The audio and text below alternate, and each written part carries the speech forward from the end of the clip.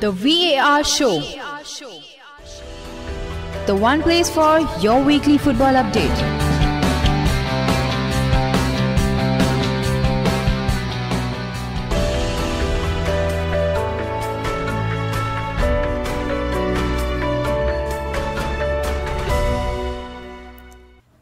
Hola, very warm welcome to the VAR Show, the show which talks about all the various major football leagues in detail. Today we are going to talk about a very influential figure in the South Asian footballing culture. We have the former head coach of India and also of Nepal and also of many other countries, Mr. King.Constantine with us. So, Mr. King.Constantine is an English professional football coach and former player. He has coached the Nepalese national team between the years 1999 and 2001 and was awarded a medal by the country's king then. He is also the manager of Rwanda, India, Sudan, among a host of other countries. So without wasting much time, I would like to thank Mr. King.Constantine for coming on the show. Thank you and welcome to our show, and I would like to ask you, how are you and what are you doing during this pandemic period? Lovely to be on your show. Thank you for the invitation. I'm doing what everyone else should be doing, is staying home, following the rules, and trying to keep myself and my family safe. It's not easy for anybody, but if this is how things are, then we need to follow the rules. We don't need any further people dying. Definitely. So now we'll move on to something more lighter, that is football in terms of the rest of the world.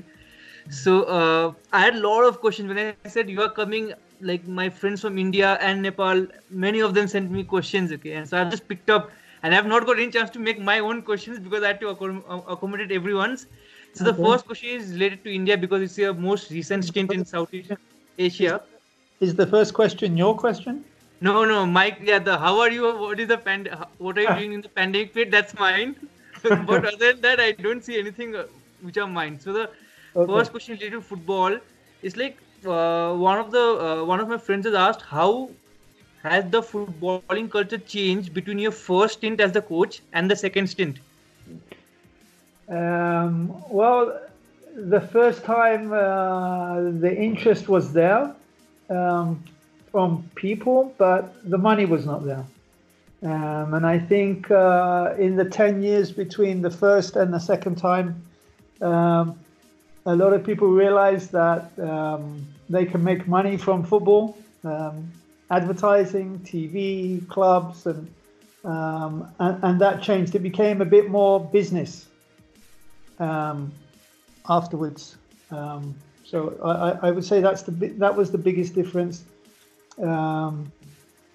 Football is marketed better now in India than it was before.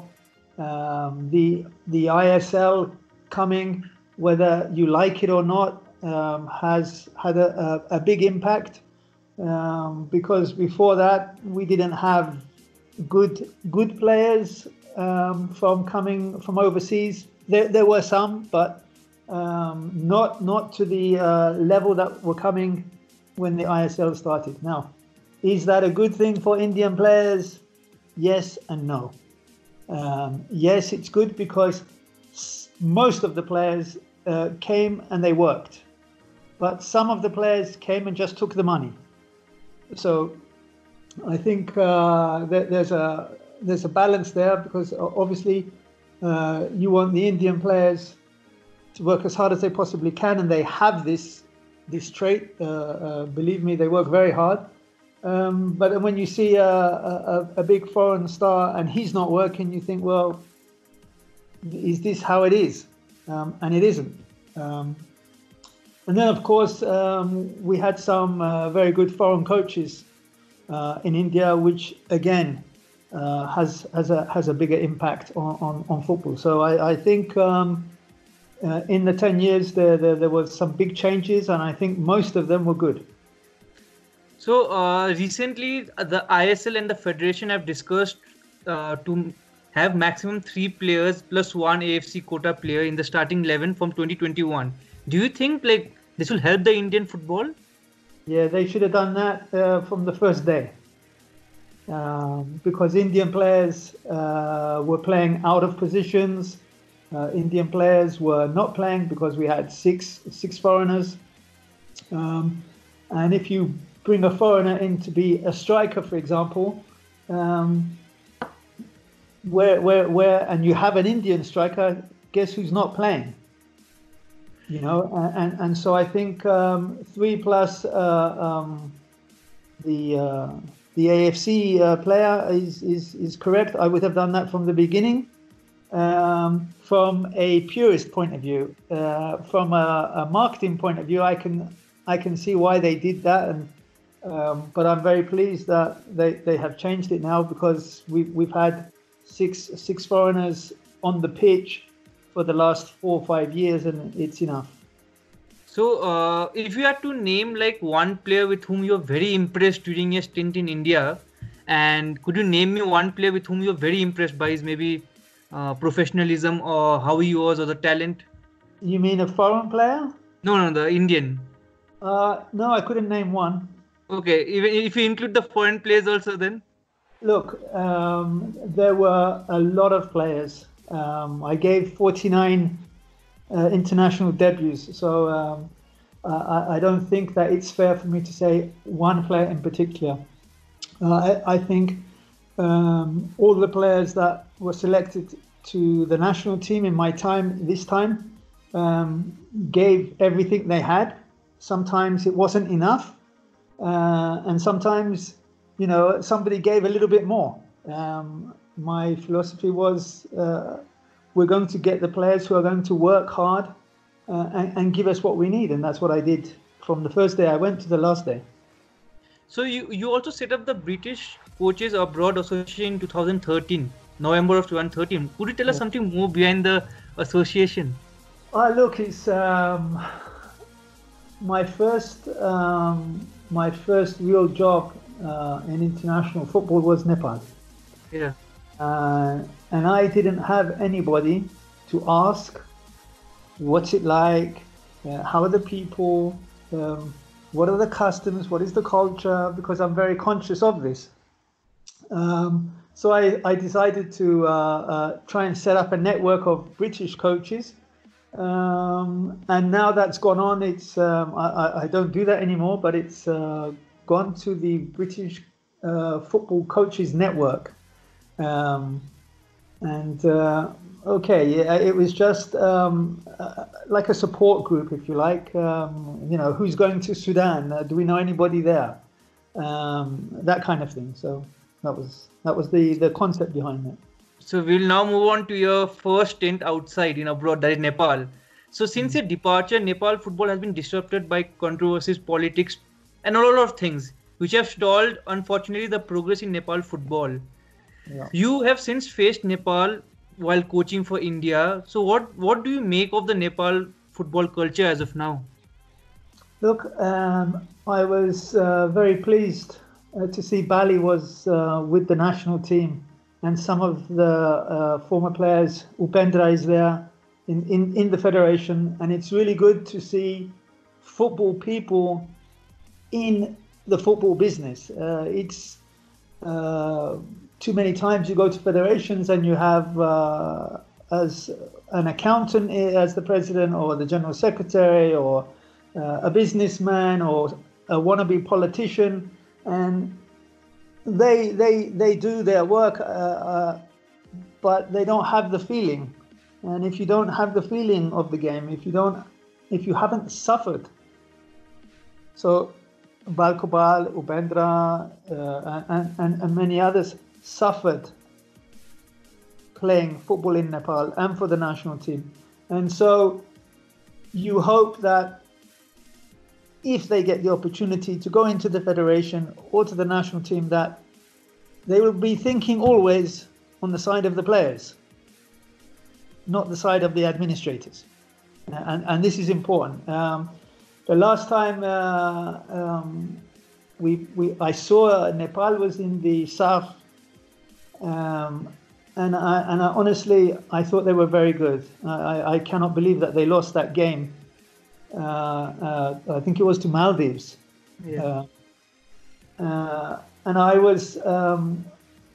was secretly hoping that they would go to the final and we would go to the final, and then obviously I would want the Indian team to win. But we took an under-23 team to this tournament. We didn't take the full team, and so from that perspective it was good. But I was impressed with Nepal. I thought they did very well. So during your time at Nepal as the head coach, like if you had to look back and think maybe you could have done something differently, what would that be? What would that be?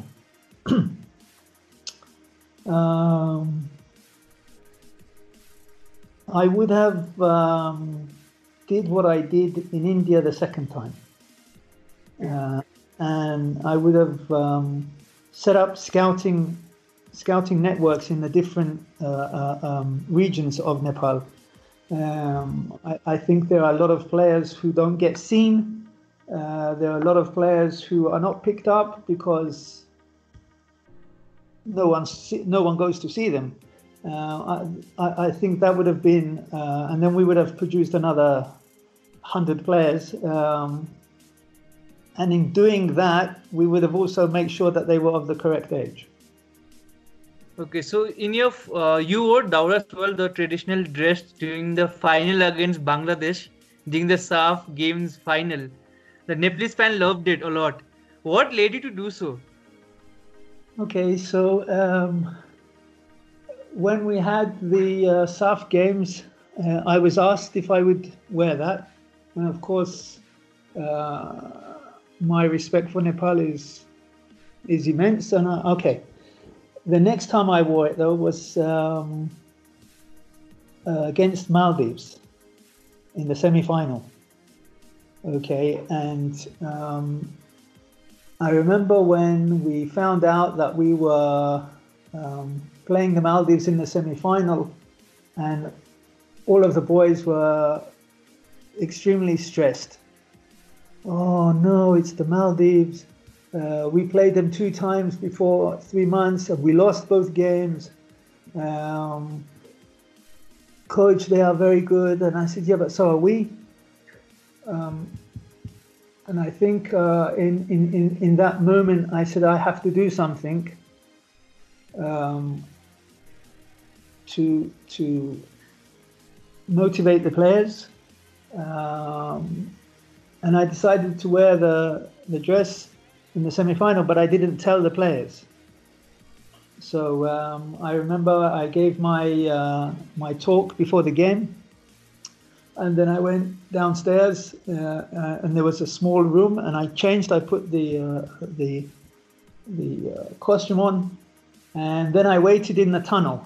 Nobody could see me, but when I went there, the Maldives were already there. And they were looking at me and they're thinking, what's he doing? Isn't that the English coach? But when the players came and saw me, you could see them, they got bigger. And then, of course, I had this habit of never walking across the pitch. I always walked around. And as I was getting to behind the goalpost, people recognized me, and the stadium erupted, and this was what we want. After I think 15 minutes, we were winning 1-0. We won the game 2-1, and that was the story behind that. So, do you follow? Do you have any contact, or do you follow the Nepal team management right now? I have a little contact with Bali.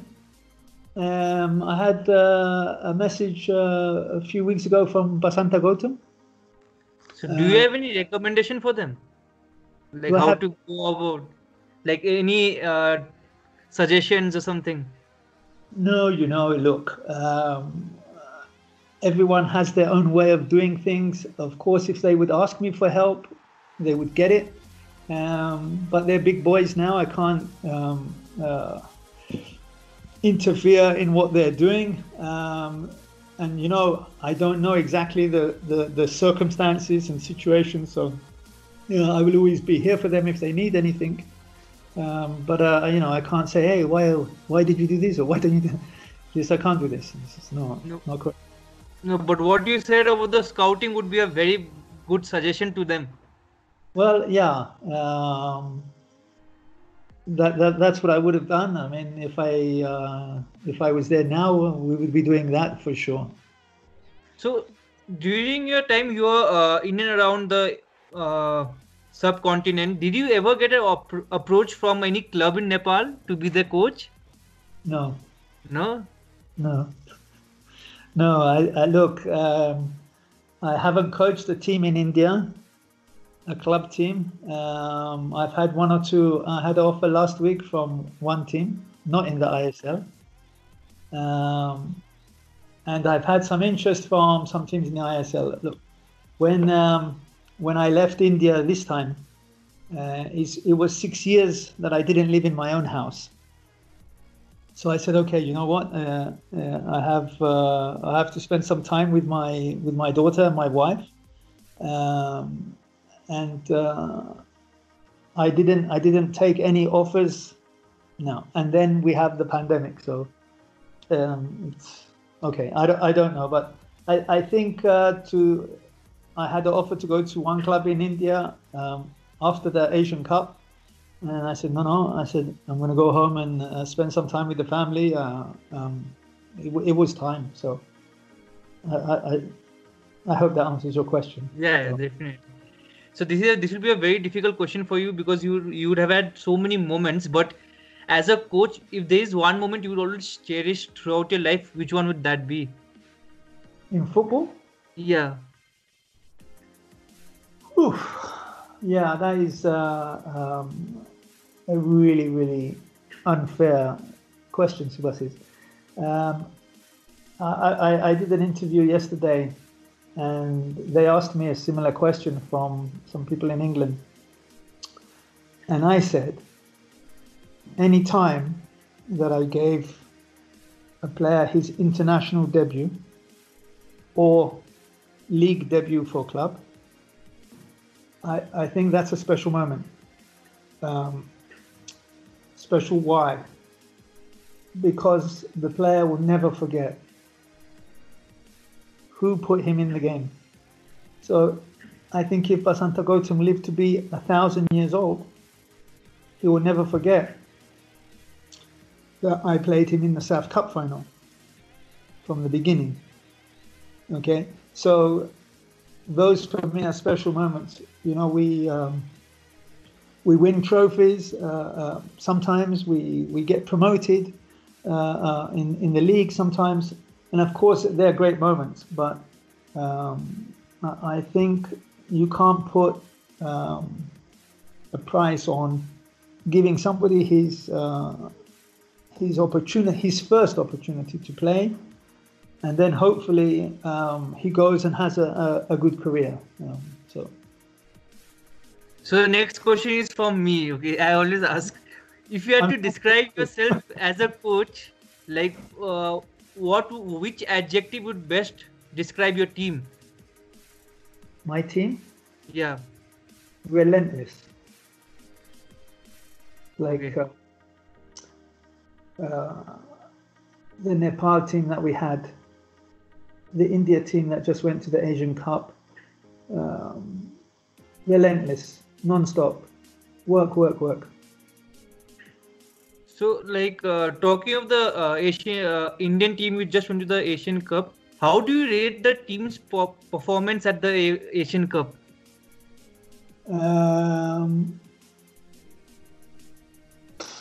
Okay, we were good, but we needed to be a little bit better to qualify to the last 16. I think we were very good against we destroyed Thailand. I thought we were really, really good against the hosts. Extremely unlucky not to have scored 3 goals in that game, and got punished by two mistakes that we made. But that's football at the top end, and this we sometimes we don't think about this in our region, in Southeast region. The higher you go, the more times you're going to be punished for your mistakes. We can make a small mistake and they're going to score. They can make a small mistake and we are not going to score. And that's because of the various levels of quality. So UAE were they were supposed to go to the final, no? And we were unlucky not to get at least a point in this game. And then you go to the last game, we needed a point. And I think the boys played nervous. But we did enough. We did enough. We were not under big pressure, but we didn't put them under pressure. And then you concede the goal from a 93rd minute penalty. It was a killer. But this is football. But I'm very proud of the players, the team, and of course the support staff, which includes my secretary Shantagok. She was fantastic. And people that you don't think have an effect, but Shanta Gopinath in Delhi, we have logistics people. There was the kit manager, and of course, the federation gave me the authority to do whatever I wanted from a football perspective, free hand. And I believe that if you give me a free hand, I'm going to give you what you want. And I think we did. So, okay, next question again, it comes from me. So, which one do you prefer? Two on the row. Maybe we'll have three also, hopefully. Which one do you prefer, man marking or zonal, or a hybrid of both?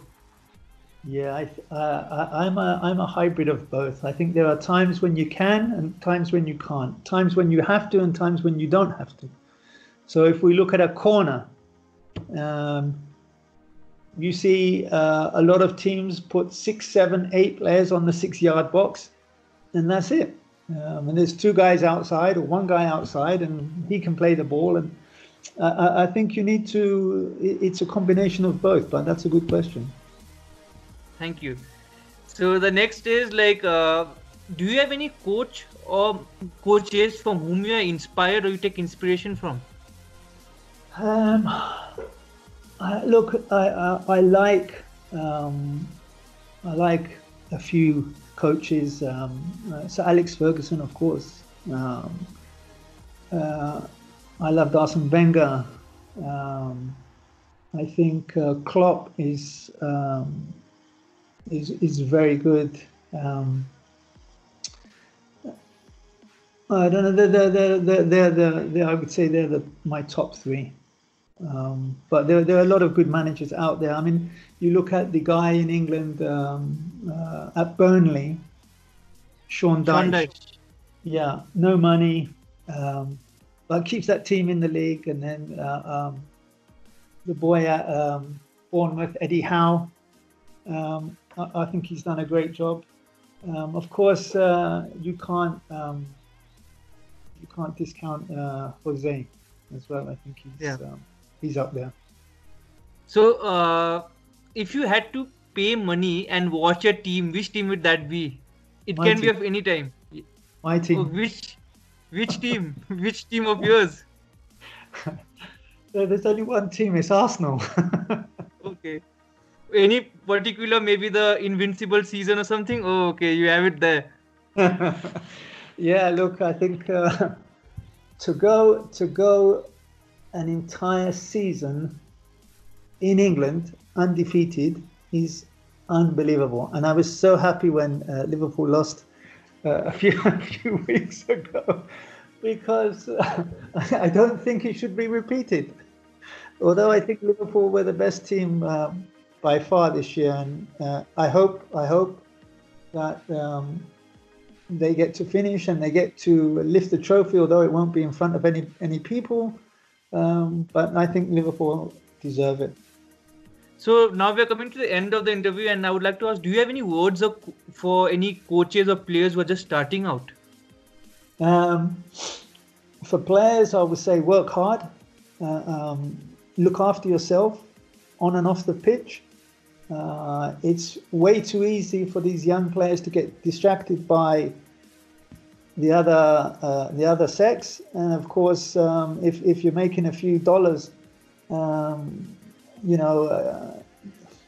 that's not the answer. You have to keep clean. You have to be dedicated and work hard. And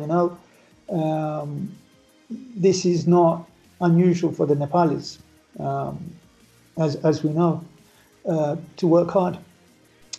For coaches, be honest. Be honest with yourself. Don't ask players to do things that you wouldn't do. And I think what we really must emphasize is every day as a coach you have an opportunity to teach something. Far too many coaches are training players. There's a difference where you have a practice and you train them. It's not the same as you coaching them. So this is the big thing. Obviously, you need your qualifications, but I think that's the best advice I could give them. So on that note, sir, I'll ask you one final question. It's a very controversial question, sir. You have to think and answer. So which one do you prefer, Lionel Messi or Cristiano Ronaldo? Ronaldo. Why? Because he does more. Okay. So if tomorrow, if you have a chance to sign Messi in your team, then you wouldn't do that? No. I think Messi is an unbelievable top player. Okay. Your question was if I had a choice between the two. Now, if I could have both of them, of course. But if I could only have one, I would take Cristiano Ronaldo every single day. Because I think he does more for the team. He can mark, he can head, he comes back. We don't need to say about his forward play, he's phenomenal. Lionel Messi also, phenomenal going forward, but you're not going to bring him back to mark anybody at a corner. He's not as physical as Ronaldo. And I think that's the difference for me. And that's why I would pick Ronaldo.